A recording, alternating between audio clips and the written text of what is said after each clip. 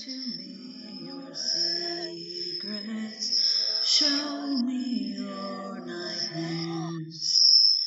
All cats are gray in the dark, dear, whether or not you dare.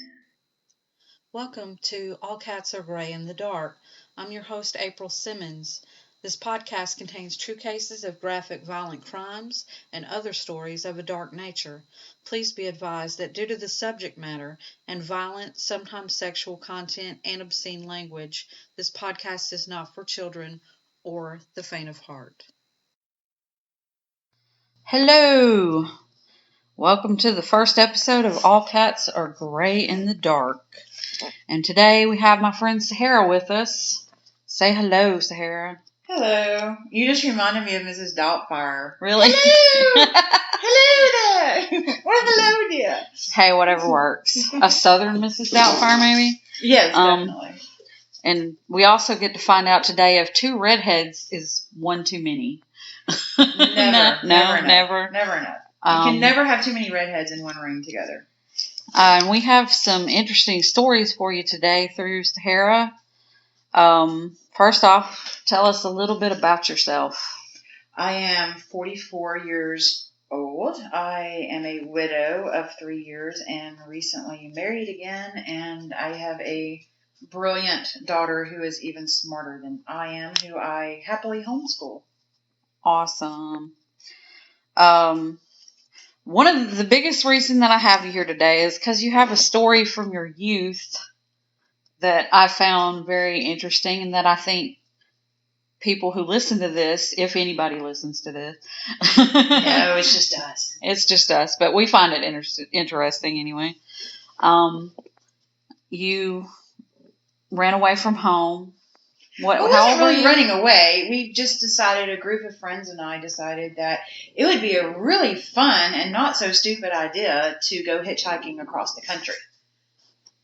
We call it backpacking with no purpose. So we all grabbed backpacks and we struck out walking and ended up hitchhiking across the country.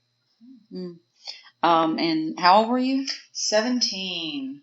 17. And thinking that I was actually an adult when I was definitely not. And around what age, around what time period was this? It was, I can tell you exactly, it was January of 1993. It was 1 month before I turned 18. Awesome. So tell us a little bit about where did y'all go and what happened along this trip? We struck out walking and we walked almost to Corinth, Mississippi, right on the Tennessee border, where we got picked up for the first time by a car full of alcoholic young adult 20s who we thought were amazing because they gave us alcohol and drove us almost to Nashville. And then we got away from them in Nashville when they were going another way. We just ridden far enough with them, I suppose. And we started walking down I-40 and got picked up by two truck drivers. Like I said, there were 4 of us all together, and 2 of us got in one truck and 2 of us got in the truck behind it. They were apparently from the same company and trucking together. They were trucking buddies, and they took us all the way up to Henryville, Indiana. And in Henryville, Indiana, they were separating, so we just all rode with one of them and rode from Henryville, Indiana to Lansing, Michigan. Now, Lansing, Michigan, we kind of all got into an argument of which way we were going to go. I wanted to come back south or west, and they did not. They were not ready to come back home. So after this huge argument between my friends and I decided, again, in all my stupidity, that it would be a good idea to separate from them and go hitchhiking by myself. So we were at a truck stop, and I basically told them farewell and fuck off and found another ride. And I left before they did, and they kept trying to make up with me and telling me that they were sorry because they didn't want me to go off by myself. And stubborn me decided that I just didn't want to have anything to do with them again. So I got in the truck with another truck driver and off we went. They had just run out of diesel fuel at that truck stop, and they were about to refill up the tanks, but he decided he wanted to go on anyway to the next truck stop down the road. So, which was only about 5 miles down the road. So he seemed to be in a bit of a hurry. So we got to the next truck stop, and something didn't feel right just in that few miles of riding with him. His truck smelled extremely odd. To this day, even being a mortician, I'm a mortician, by the way, I have never smelled anything like it before. It's almost comparable to decomp, but not really. I cannot pinpoint that smell. To this day, I've never smelled it since, and I have no idea what it was. But his truck just smelled really, really funny. He talked different than most guys in the fact that on the way I told him he hadn't gotten his orders yet from his company of which way he was going to go, where he was going to go pick up his next load. And I asked him what happens if I need to go south or west and he gets orders to go north. And he just looked at me and winked and laughed and said that he would just kill me. I just laughed with him, not thinking anything of it. Just, yeah, okay. But something just seemed really off about him, to the point that when we got to the truck stop down the road a little bit, I decided that it was time for me to depart from his truck. And I'd gotten scared enough that I just told him that I needed to go to the bathroom real quick. And I left my backpack in the back of his truck, in the cab of his truck, and went in and essentially hid in the bathroom until he was gone. And he left. I left my backpack in the back of his truck. And then I went up and told the cashier what was going on, that I was hitchhiking and that I was a little bit scared, and that I left everything I owned in my backpack in the back of this cab. And she had some friends who were truckers there who gave me a ride out of the truck stop that I felt much safer with because the cashier knew them. And I made my way on back through the country and got back home about 2 weeks later, safe and sound. And so how long went by before you saw his face on the news? It was about 3 to 4 years later. If that, I'm going to say it was about 3 years later. Around 95, 96, I had completely forgotten about him and how creepy he was and what he said to me. I've laughed about it with friends after I got back home, telling them about all my adventures out on the road.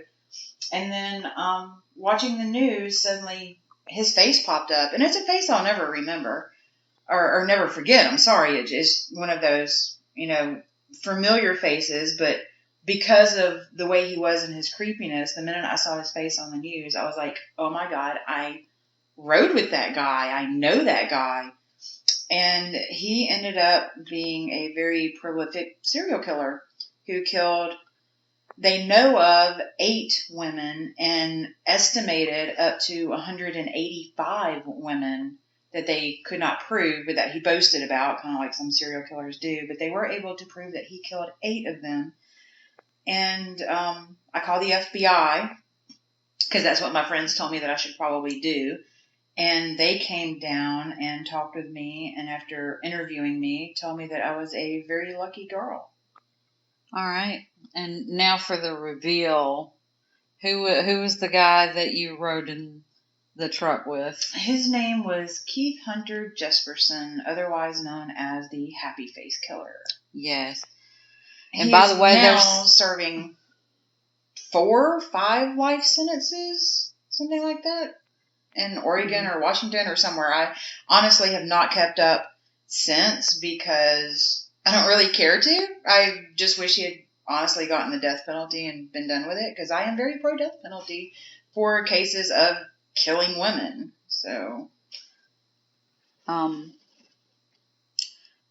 I guess it makes me wonder, like, do you feel that he would have ended up killing you, or at least tried?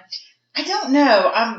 I wonder about that sometimes, and then sometimes I'm just like, no, because one, I was very young, and I think the youngest woman he killed was in her 20s. I don't know if he was selective really like that when it came to age, but I made it a point, oddly enough, with every single trucker or person that I hitchhiked with, the minute that I got into their vehicle, the very first thing that I would say is, I'm not a prostitute. I'm not a lot lizard, as they call it. I will not have sex with you. I am just a girl looking for a ride. And I don't know if that made any difference or if it would have made any difference. But, I don't know. I don't know. It might have, might not have. Who's to ever say? And by the way, there's another podcast they talk to his daughter. I think it's Happy Face Killer is the name of it. I have to look it up, but I'll include it in the show notes. Basically, they talk to her, and she kind of has to deal with, that being her father and having to, reconcile the fact that he was a killer and feeling guilt and also worrying that she's similar to him in some ways. And I can relate to that too because my father is insane. Your father is crazy. Yes. Your father is diabolical. If somebody, people are always perplexed because I'm like, I really do think that if he has not murdered somebody, he's capable of it. So people are always like, I can see that. Yeah, people are always like, really? I'm like, he fits the profile. And everything she said about him in that, like he would talk about inappropriate things to her and stuff like that. It just reminded me so much of him that I was just like, dear God, that could have easily been my father. You never know. I've heard it said before that 1 in 100 people in the United States alone are serial killers. Yeah. And I believe that. I 100% do. And everybody knows at least 100 people, whether they went to school with them, church with them, just some people have such a social circle that they have 100 friends. Well, if there's 1 in 100, then chances are you've encountered one yourself. Mm-hmm. I really think my dad's it for me. There may be others, but my dad's right up there on that list. It's very possible. It's so much so that my sister and I joke because he has a little lake pond thing on his property that's in the woods. So we're always like, yeah, there's bodies in there. It's like, I know that's a terrible thing. We really are joking, but at the same time, it's like maybe it's possible. I don't know. Also today, you mentioned earlier, which was a great segue, that you used to be a mortician for a while. I was, yes. I was a mortician until my husband became terminally ill, and I had to quit working full time to take care of him and our daughter at the same time. He was diagnosed with early onset Alzheimer's and dementia when I was 8 months pregnant with our daughter. And very fast progressing. He had the same disease that the comedian Robin Williams had. And within the first year of diagnosis, he really had no clue who we were. So I had to quit my career to essentially take care of him until his passing 3 years ago. But I enjoyed my work, loved my career, might even go back to it someday when my child is older. I've always kind of had it on the back burner that I will go back to it in the next few years, maybe when she's a teenager. So what got you into, what made you decide to become a mortician? My grandmother passed away on my 21st birthday, and I went to her funeral, of course, and looking at her in the casket, she died essentially of old age. She was 81. She smoked 2 cartons of cigarettes a week. It's a wonder that she lived as long as she did. But looking at her in the casket, she didn't look right. Whoever did the embalming job on her did a terrible job. And it made me think that I could do better, that I would want more for other families. I wouldn't want other families to look at their deceased loved ones in a casket and think like I did, if that doesn't look like her, she doesn't look right, they need to fix this. So I decided that I would just become the fixer myself and decided to go to mortuary school. And because another reason, is because I was the weird girl in school, and it's basically what everyone expected of me, being basically the Wednesday Addams with the black lipstick and the long black and or red hair and all black clothes. Not really a goth, just I was a weirdo, I guess is the best way to put it. I was one of those loner, all the time by herself, weird girls. So yeah, I was Morticia before I became a mortician, essentially. So do you have any cool stories about that? Because I know you do already. Because when we first met, I was like, tell me all the weird things. I want to know, because I'm morbid like that. I just had to know, like, what. There's some great ones. I embalmed a minister one time that had "Love Lifted Me" tattooed on the shaft of his penis, which was just absolutely fantastic to me. That of all the things that he would have that. And then there was a case of someone who died in the heat of the summer, 105 degrees or so, with no air conditioning, and had very little or no family, and he essentially melted. We went to recover the body, and when we went to pick it up, he just completely fell apart. Yeah, that was pretty bad. That was probably my worst case. That's a terrible mental picture. I can't imagine. That was awful. There was no open casket on that one. I did do an open casket one time, though, with someone who was decapitated, and I sewed their head back on. So that was one of my most proudest jobs that I did was being able to give that person's loved ones an open casket so that they could view them and see them once more. Let's take a quick break right quick, and we'll be back after probably an ad or something.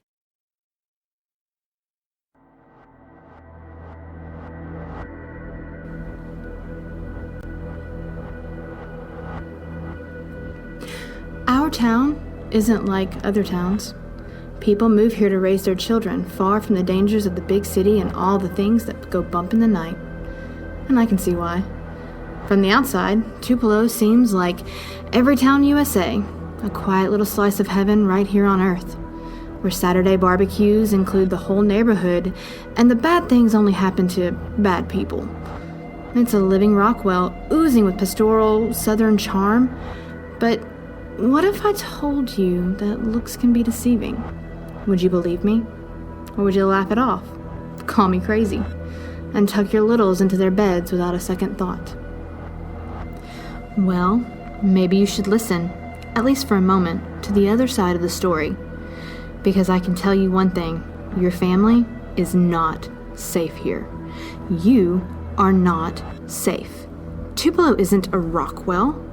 It's an Orwell, and I intend to expose the dark underbelly of this town if it's the last thing I do. And it just might be. I'm your hostess, Sarah Locke, and this is City Secrets. All right, we're back. So finish up telling us a little bit more about when you were a mortician for a while. It's a job. Someone's got to do it. The hardest cases were, of course, children. You never want to get a child in. And I embalmed a fiance. I've embalmed my own husband when he passed away 3 years ago, because there's no one else that I would have wanted doing that. And I promised didn't trust anyone. I didn't. It's not that I didn't trust anyone. Morticians, most embalmers, and almost anyone who works in the funeral business are trusting people. You'll get a few funeral homes that want to price jack on their prices for things, but all in all, most people in the funeral industry are there because they care and they want to help grieving families. Did you ever, you don't name any names, obviously, but did you ever come across any necrophiliacs? One. Absolutely, yeah. In college, of all things, they didn't know. None of us knew, of course, at the time, because he was just a college student. But years after, when we had all graduated, he was a embalmer in Mobile, Alabama, somewhere in Alabama. I don't remember where he went to, but he ended up getting arrested after he went to the emergency room and had chemical burns on his penis because he had apparently tried to have sex with a deceased person who he had already embalmed. And when you do that, you can get chemical burns from the formaldehyde and other chemicals that go into the body. So he learned the hard way and got caught, which rightfully so he needed to, because personally that's absolutely disgusting. Yeah, it's pretty fucked up. I can't remember how many years ago it was, but there was that woman that was pretty much raping all the male cadavers that were coming through, and she's done interviews and stuff since then. She's got this tiny bit of popularity from it, and I'm just like, why? It also makes me wonder. I don't think it. Well, one, they don't call it rape; it's desecration of a body usually. Yeah. Or sometimes they can say gross molestation, which I believe might be the case for her more so, because when it comes to, and this is just science based, a man who is deceased cannot get an erection unless there was a case of asphyxiation or strangulation at death. Deceased men just don't lay there with erections and hard-ons. It just doesn't happen. There has to be blood flow. I've heard of cases where that's happened, but I guess that's probably rare. Right. Extremely rare. Also, you were talking earlier about being kind of an outcast in your town. Tell us a little bit more about that. I think if there was a vote, I would be voted most popular at one time, but not for the right reasons. I was excommunicated from the biggest church in town for being labeled a satanic witch, which is hilarious to me because, as a lot of people know who study religion, Satanism and witchcraft aren't even in the same category. No, they're not. Completely not opposite ends of the spectrum when it comes to Christianity and witchcraft or Satanism, but yeah, there is a wide spectrum there between that. So yeah, I was the satanic witch. So no more church for me, which was absolutely fine. And yeah, oddly enough though, being 44 years old now, looking at me, you would never tell that I was who I was back then. Everybody changes. People can change. Still that little girl at heart, the weird one with the black lipstick and everything, but not so much so in looks anymore. Yeah. Honestly, I mean, you met me when I was kind of in my goth phase. I did. Still, but still the majority of my wardrobe is still black just because it's stylish. Me too. Well, it's slimming. But I'm also lazy. I like to wear, I wear whatever's comfortable and bare and clean. You know, most of my wardrobe is still black, but it's black like rock band t-shirts. I'm more of a ripped jeans and rock tee. I guess I'm still stuck in the 80s in some aspects, but it's comfortable 80s and instead of the all black velvet and shit like that. All right, I think we're going to wrap it up. We're a little bit over the 20-minute mark, and I wanted to say thank you for being on my podcast. Absolutely. I know it's the first episode. Maybe we can get more out of it. And also wanted to tell anybody that's listening to please give us some feedback because I would like to know if y'all want Sahara to come and be a co-host too. So let us know if I'd been looking for a co-host and she said, "Oh, I'd do it." And I'm like, "Well, okay, maybe we should do that." I mean, two redheads are better than one, right? Something like that. That'd be a great name too. Two redheads are better than one. Yeah. Yeah. This is very pump up the volume, which was my favorite movie. I even named my daughter after a character in that movie. What did you say our motto should be? Yeah, talk hard. Yeah. Talk hard. So that may end up being it. But anyway, thanks for listening. Theme music and editing by me, April Simmons. You can reach me at mangledfairy@gmail.com if you have a question, comment, or would like to be a part of a future episode. Our Facebook fan page is facebook.com/groups/allcatsaregray, and that's gray with an E. And my personal fan page is facebook.com/April Simmons 19. And I would like to give a special thanks to Our Tupelo for hosting us. And you can find them at facebook.com/This is Our Tupelo. Feedback is welcome. We apologize for the poor sound quality.